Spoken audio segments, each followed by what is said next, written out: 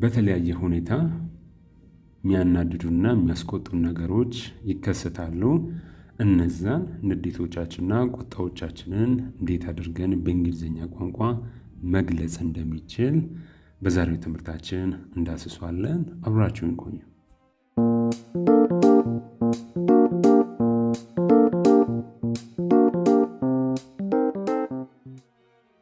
ንዴታችንን ወይም ደግሞ ቁጣችንን በእንግሊዝኛ እንዴት እንገልጻለን እየተማማረን እንገኛለን።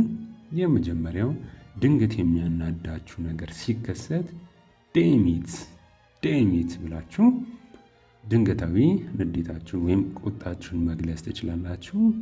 ያው ዴሚት ስትሉ ስፔሻሊ ከንዴት ጋር በተገናኘ የምታወጧቸው ድምፀቶች ትርጉማቸውን ማግኘት ከባድ ነው። ነገር ግን ሲያናድድ በሚለው ብንተረጉመው አቻ ፍቺ ሆኗል ብዬ አስባለሁ። ዴሚት ሩቢሽ አንዳንድ ጊዜ ተናዳችሁ ወይም ደግሞ ቁጣችሁ ለአንድ ሰው ስትገልጹ የማይሆን ንግግር ካፋችሁ ይወጣል። ነገር ግን ያ ንግግር ለሰው ብቻ ሳይሆን ለሁኔታዎችም ለድርጊቶችም ሊሆን ይችላሉ። ሩቢሽ ስትሉ ትርኪ ሚርኪ እያላችሁ ነው። ዋሬ ፔን አንዳንድ ጊዜ በጣም ውስጣችሁ የተሰማ ነው። ቁጣችሁንም ለአንድ ሰው ስትገልጹለት ምን አይነት ህመም ነው እያላችሁ ነው። አንዳንድ ጊዜ በጣም የሚያጋጥማችሁ ክስተቶች ስሜታችሁን ቃላት አውጣታችሁ መግለጽ ሊከብዳችሁ ይችላልና ዋት ፔን። እነዚህን ትምህርቶች ማስተምራችሁ አብዛኛው ጊዜ ከቁጣ ጋር በተገናኘ ድንገታዊ ነው የሚወጡት። ስለዚህ ይበልጥ ለማዳመጥ ይረዷችኋል ብዬ ነው እኔ። ሰዎች ቁጣቸውን ሲገልጹ የሚያወጧቸው ድምፆች ትርጉሞቹ እንድታውቋቸው ጭምር ነው።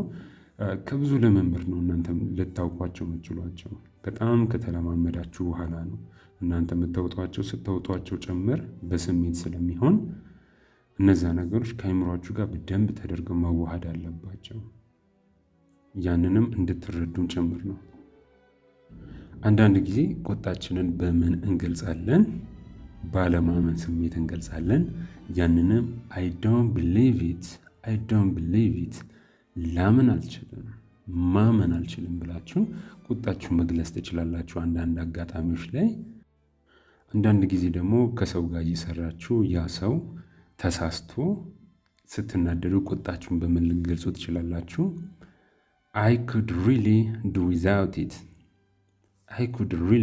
without it ያለሱ በእውነት መስራት እችል ነበር፣ ማድረግ እችል ነበር ያላችሁ ነው።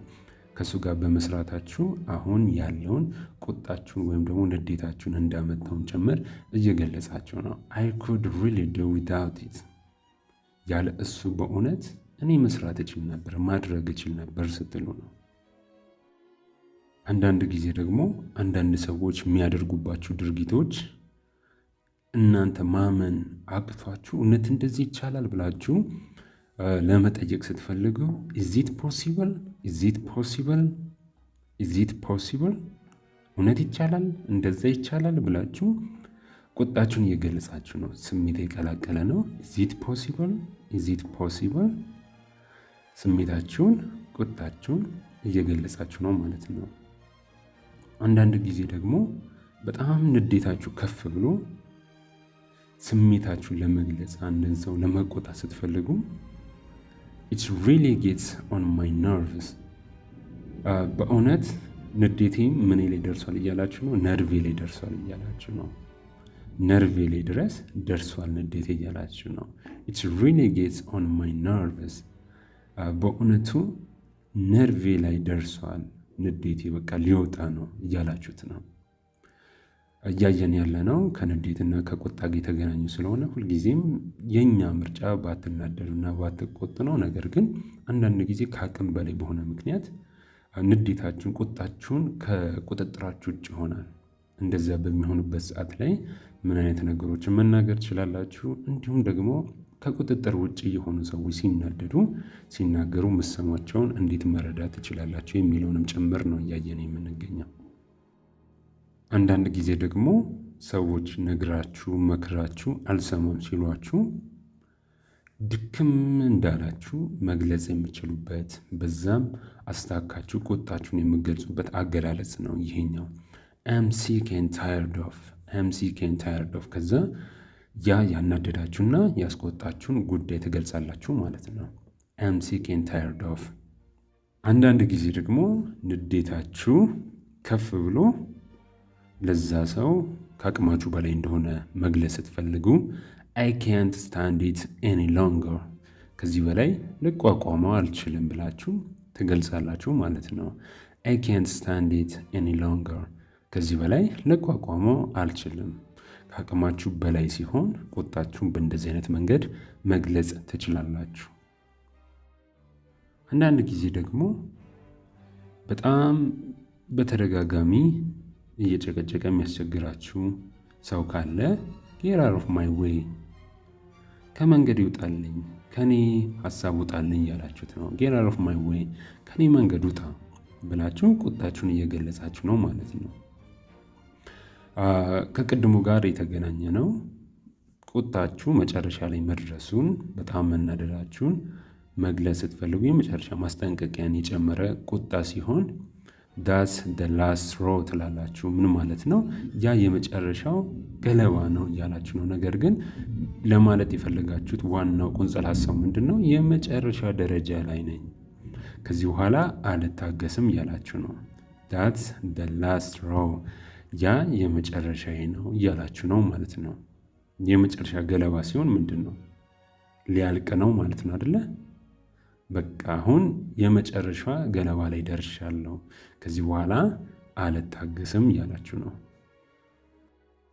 አንዳንድ ጊዜ በማያገባው እየገባ የሚያስቸግራችሁ ሰዎች ይኖራሉ።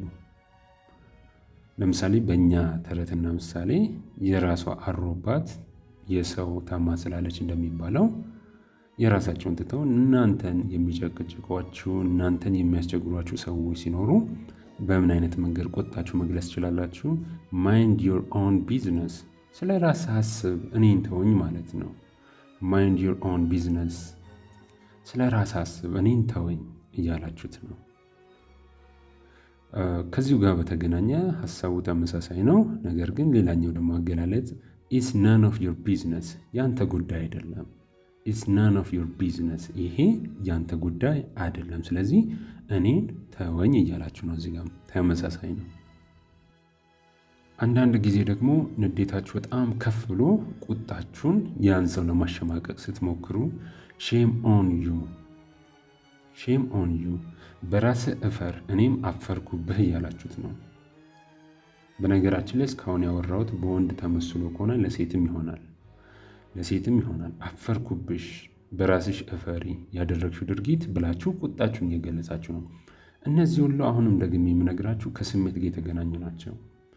አብዛኞቹ ኔጌቲቭ ናቸው፣ ባትጠቀሟቸው እመክራለሁ። ነገር ግን አንዳንድ ጊዜ ስሜታዊ የሆናችሁ ከቁጥጥራችሁ ውጭ የሆኑ ሀሳባችሁን መግለጽ የሚችሉ ስለሆኑ ነው ያመጣሁላችሁ። ከዛም ባለፈ ደግሞ ሌሎች እንግሊዝኛ ቋንቋ ተናጋሪዎች በሚናገሩበት ሰዓት ላይ በደንብ መረዳት ስላለባችሁ ነው። ብዙ ሰው እንደዚህ አይነት ንግግሮችን ሳይረዳ ሲቀር እንግሊዝኛ አይገባኝም ብላ ያስባል። እንደዛም ጭምር ነው ይሄንን ያመጣሁላችሁ፣ እንድትረዱትም ጭምር ነው። ምንም አዲስ ነገር እንደሌለው ነው። አንዳንድ ጊዜ ደግሞ ያያችሁት ነገር ቆንጆ ካልሆነ ለስለስ ባለ መንገድ በትህትና መናገር ትችላላችሁ። አይ ዶንት ቲንክ ዳትስ ቬሪ ክሌቨር፣ ያ ቆንጆ አይመስለኝም፣ የተፈጠረው ነገር ጥሩ አይመስለኝም ብላችሁ ለስለስ ባለ መንገድ ቁጣችሁንም መግለጽ እንደምትችሉም ጭምር እንድታውቁ ነው ይሄንን ሴንቴንስ ያመጣሁላችሁ፣ ይሄንን አገላለጽ ያመጣሁላችሁ። እሺ፣ የመጨረሻ ከትህትና ጋር የተገናኘ አንድ አባባል ተመልክተን የዛሬው ትምህርታችንን እንቋጨዋለን። ቁጣ በንዴት እና በኔጌቲቭ ብቻ ሳይሆን በትህትናም ጭምር ሊባል እንደሚችል እንድታውቁ ነው መጨረሻ ላይ ሁለቱን ሴንቴንሶች ያመጣሁላችሁ። ፕሊዝ አም ሶ ማድ ራይት ናው አይ ካንት ቶክ ቱ ዩ። እባክህን አሁን በጣም ስለተናደድኩ ላናግርህ አልችልም። ሴትም ከሆነች ልክ እንደዛ ነው ማለት ነው። እባክሽን አሁን በጣም ተናድጃለሁና ላናግርሽ አልችልም እያላችኋት ነው። በትህትናም መግለጽ ትችላላችሁ የሚለውን ለማሳየት ነው። የዛሬው ትምህርታችን ይህንን ይመስል ነበር። ኢስድ እንግሊዘኛ በዋንና በቱ ከ62000 በላይ ተከታዮች አላችሁን። ለሌሎችም ሼር አድርጉ፣ ሌሎችም እንዲማሩ እንዲጠቀሙ። ቀጣይ በሌሎች ትምህርታዊ ቪዲዮ እስክንገናኝ ድረስ መልካም ጊዜ ለሁላችሁም። አመሰግናለሁ።